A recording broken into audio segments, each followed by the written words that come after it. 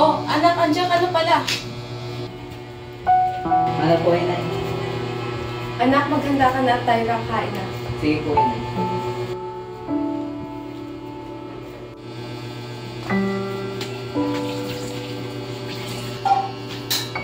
Oh, baka na't magkain ka na. Tawagin mo na rin ang iyong ate at kakain na tayo.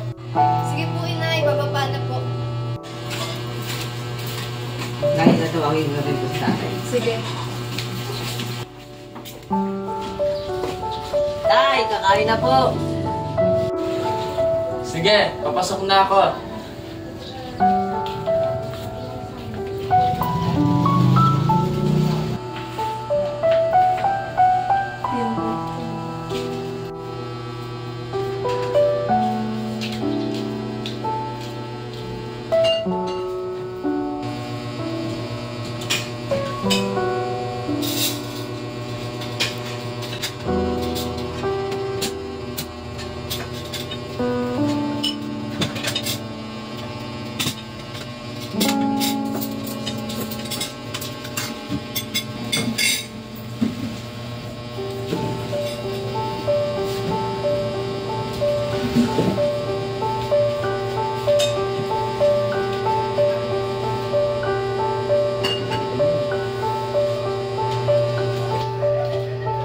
Umupo ka na rin dito na makakain na tayo sabay-sabay.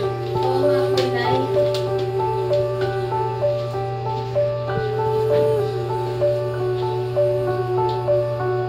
Sir, anak, kamusta ka naman? Tila ng mga anak ng araw ay napapansin kong matamlay ka. Ito naman po, Inay, masyado lang talagang maraming gawain sa paaralan kaya ako nagkakaganito. May gumugulo sa iyong isipan. Ano ba iyon? Ano mo naman lagi kami nandyan para sa iyo? Oo nga anak, kung ano man yan, sabihin mo lang sa amin nang masolusyon na natin yan. Kaya nga naman, Kuya. May problema ba? Kuya, sabihin mo na kasi. Sige lang po, sabihin ko na. Kaya lang naman po ako nagkakaganito, kaya lang naman po ako malungkot at nag-iisa. At kuwa po, wala po akong mga kaibigan na nandiyan para sa akin. Wala akong mapagsabihan ng mga problema kung ano pa man. Nahiya naman po ako magsabi sa inyo ng mga ganong bagay. Anak, kami ng iyong tatay at ng mga kapatid mo ang tunay mong kaibigan. Kaya huwag kang mahihiya magsabi sa amin ng iyong problema. Kuya, palagi mong tatandaan na nandito lang kami palagi para sa iyo. At huwag kang magpapapekto sa ibang tao. Kami ang tunay na nagmamahal sa iyo, kaya lahat ay sasabihin mo sa amin at kami makikinig sa iyo. Palagi mong tandaan na palagi lang kami nasa tabi mo. Salamat po, Tay, Nay, at mga kapatid ko. Maswerte po ako na kayo naging pamilya ko. Salamat po sa walang sawang pagmamahal at pag-iintindi sa akin. Wala na po akong hahanapin pang iba pagdating sa pamilyang ito.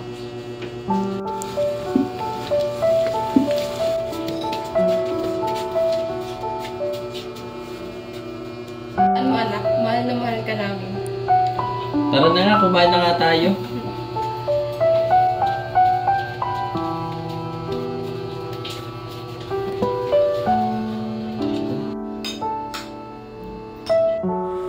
Bali-baliktarin man natin ang mundo, pamilya natin ang palaging nandyan sa ating tabi, handang sumuporta at umagapay sa lahat ng ating pinagdaraanan.